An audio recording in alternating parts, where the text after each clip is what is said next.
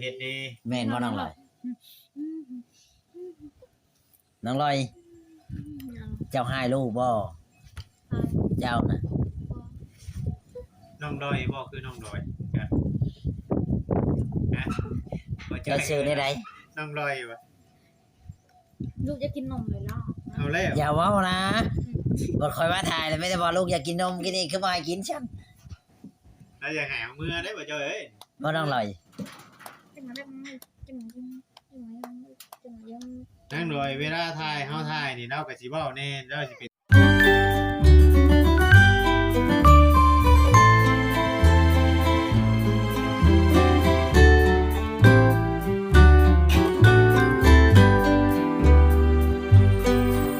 นโตของเราเอง บ่น้องล ทำแบ อย บเวลาถ่ายกับบ่าวลาวเราก็สิอยากเก่งๆเนาะ เพราะว่าบ่าวลาวคือ FC มุมมองของ FC เนี่ยก็บ่ได้ตีทั้งนั้นทั้งนี้หรอกพี่น้องเนาะก็คือ มาพี่อ่ะนี่เอานี่ นี่เอาโทรศัพท์ เจาะมาเจาะมาให้ลูกดิ โอ้ยพี่กำคุณดี มุมมองของ FC ทั้งเดือนที่ก็แต่ว่าย่านคิดว่าเราเก่งเรายังว่าเว้ากับบ่าวลาวเพราะว่าลาวก็มีส่วนช่วยเหลืออย่างได้ครับที่เป็นสะพานบุญแห่งผู้ใหญ่ขนาดพี่น้องเนาะมาให้ทางครอบครัวของญาติพี่น้องของน้องดอยเนาะเพื่อญาติว่าซั่นซะหลายกุหมู่ แม่น ท่านเขาเจ้าก็สิอยากเก่งแน่ถ้าเว้ากับชุมเฮาน่ะก็สิแบบร่าเริงเนี่ยเป็นโตของโตเขาเองใครจะเว้าหยังเขาก็เว้าแล้วแหละธรรมชาติดูได้แบบ เอ้า เรื่องดอยจำได้นางดอยป้อนเขาลูกแล้ว แม่นบ่ลูกอยากกินคือไป แต่เช้าหุ่นป้อนนะบอกก็แต่เช้าผม อ่อนเลย ป้อนนี่อีกบ่าย ตอนนี้อยาก มื้อหนึงแกเกลือ มันกินเท่าไหร่ถ้ามันกินบ่หลายนะ อ๋อ มันบ่อยากแล้วเขาอันนี้นั่น มันเป็นน้ำไรบ่ยา บ่แซ่บเอ้ย มันโบเสพ มันได้ใช่แล้วโอ้ย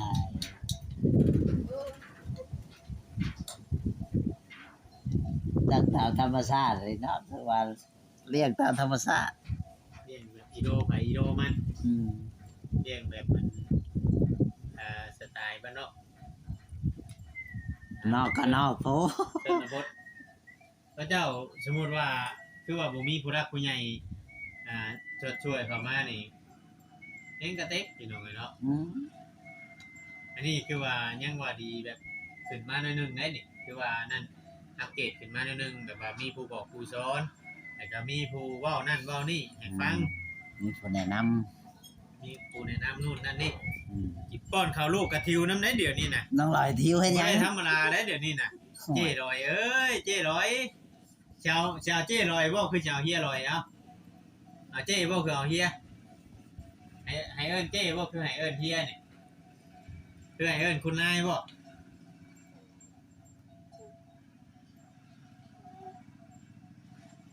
ลูกก็น่าจะอยาก เจ๊ล อ อย ยาก เอ้ยเจ๊ลอยเฮียเกิง งับอย่างเดียว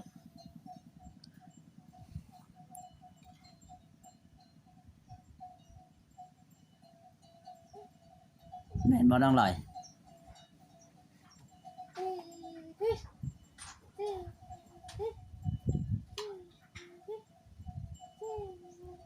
บริสุทธิ์ยังนัดมุ่งหน้ามุ่งตาป้อนลูกอย่างเดียว คุณบอกว่าผมก็ อยากกินอยู่เราก็เนี่ยยันบ่ได้ป้อนก็แต่เช้าพุ่นน่ะ ก่อนเลยแต่เช้านี้กินเท่าไหร่มันกินบ่หลายนะ กินถึงน้อยมาให้มันอื่นก่อนกูว่ายังหยัดใช่อันนี้ยังไม่ได้อื่นก็ปอนลงห อ ม ยาก วย อย่างเดียว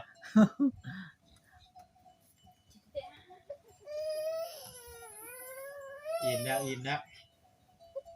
อิ่มแล้วอิ่มแล้วบัดใช้ผ้าอันนั่นน่ะผ้าเช็ดปากลูกน่ะ FC เพิ่นเองว่าให้แนะนำเอาป้อนข้าวนะครับเตรียมผ้ามาไว้เช็ดปากลูกน้ำอันนี้ ฝนได้ เชื่อ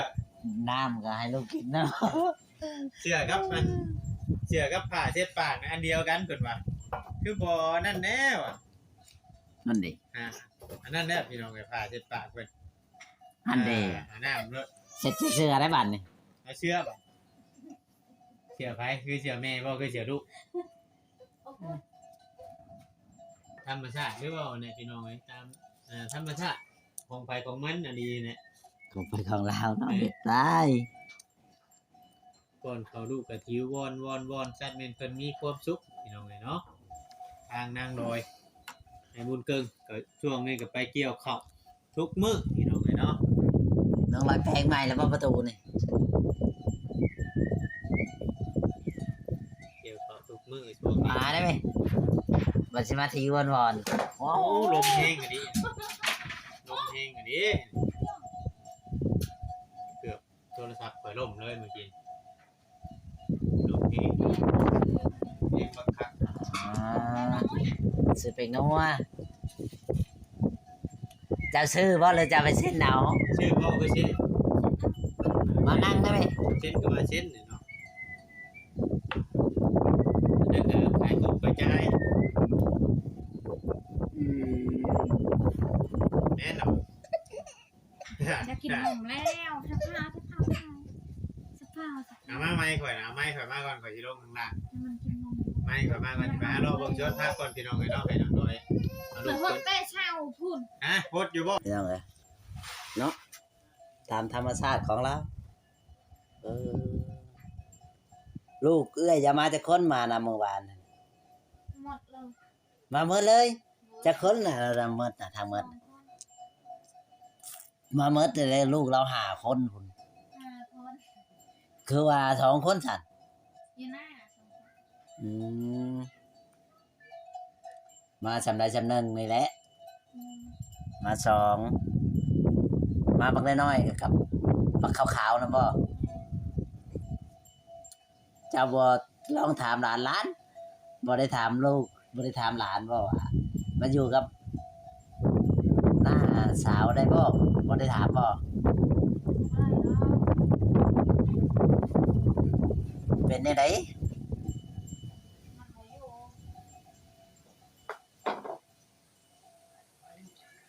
มีแต่ว่ามันมาอยู่เรื่อยๆทางน้องลอยอย่างเนี้ย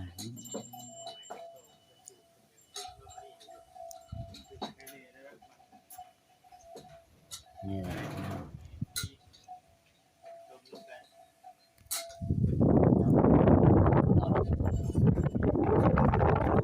เอาลูกกินนมเอาไว้ ขนาดโอ้ดีก็ยังเข้าหน้าไปหน้าคนอยู่หน้า น้องลอย เอาไปได้นี่ก็คือว่าเป็นเพื่อนครัวเพิ่น เจ้าเพื่อน บ่ ค ได้ รัว ตากกางเกงในไว้หรอว่ามื้อนี้ที่ว่าตากกางเกงในไว้เพื่อนครัวเลย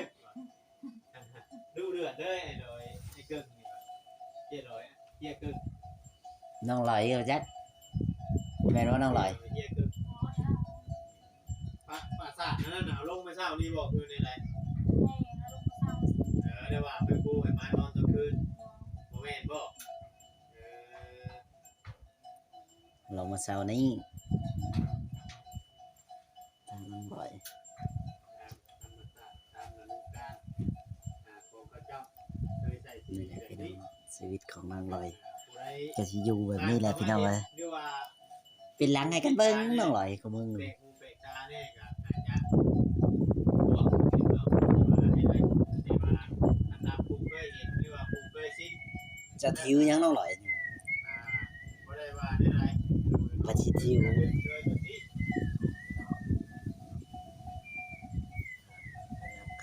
ของคนเฮาการใช้ชีวิตของคนเฮามันบ่คือกัน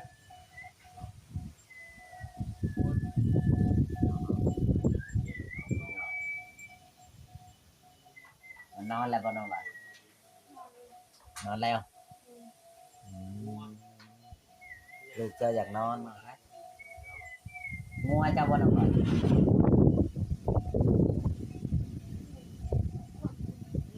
งัวไผจัด นี่ได้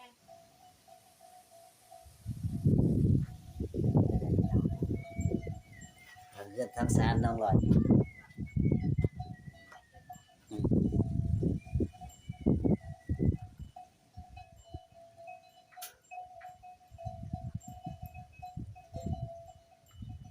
บนแคทติมเข่าก็ได้ มีคนอยู่มีแต่ลูกสาวคนโต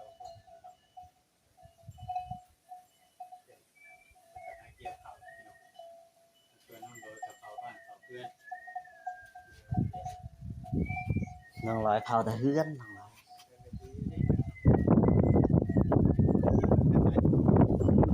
เอาไปจากแนวเห็ดบ่ ไม่มีอยู่เราจะเก็บกันเนาะ อืม เก็บไปที่ก็ยัง หรือว่ามันได้เช็ดมันได้นี่แหละสิบุกมัน เราบอกเห็ดมุ้งกับเห็ดกั้นมันก่อนกันใครอยู่ สัญญาณเช็ดอยู่แล้วแต่บ่ฮู้คือกัน ต้องจ้างช่างบ่ง่ายใช่ อืม นายมึงเกิงเราบ่เฮ็ด สร้างสร้างหาแล้ว แม่นต้องจ้างทางต้องจ้างทางเฮ็ดให้มึงเกิงเฮ็ดบ่เป็นผูกผูเจ้ลอยผูคนนี้คนสุขกับที่กวนบอด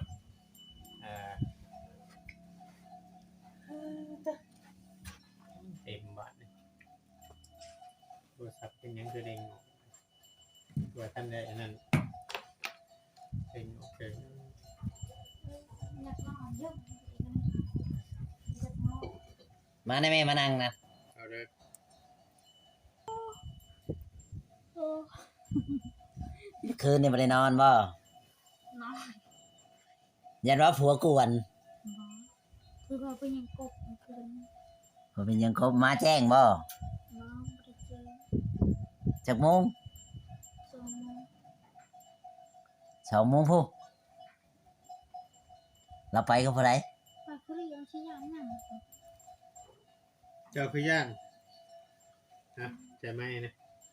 เจ้าย่านบ่ เจ้าคือย่างแหงหรอ ไป เจ้า ค่อย ลูกเจ้าคือบ่มาเหมือนนางมันเป็นคือบ่มาประกอบ จับหู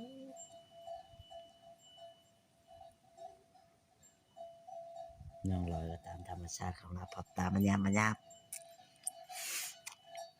ให้ก็กบกินกบหลายก็จัก แน่นบ่ แม่นบ่น้องลอย ไปกินกบลายเด้อ กินหยังซั่น เทียบ ฮะ กูไม่ได้กินกบลายเคยกินปลาได้ กินปลาหลาย เฉพาะจังสั่นงอก กินปลาลายฉลาดบ่ฉลาดบ่คือว่าฉลาดกินปลาลายนะฮะ เป็นเอาไว้ห้องกบลาย นี่ยัง ปลา ปลายังเดืออีก ยังเหลือ แสดงว่าได้หลายเด้อจ้ะ นี่เพิ่นเป็นเอาไว้ คือใช้คือบ่เห็น ๆก็ดีนี่ไหม หอมเด้ ไว้ในของเลย เนาะ เสียบไว้พอดีน้องลอยเสียบฮอดปลาไว้ผัวเห็นได้เอาปลานะ ถือผ้า ถือผ้า ไปนั่น อืม ปลาพันธุ์เอานะจับตายอย่างเดียวนะมันจับเป็นจับตายอย่างเดียว มันก็น่าจะได้อยู่เลยน้องแถวก็ในอ พ ย่า อง นี้ อายุถึงไปหากิน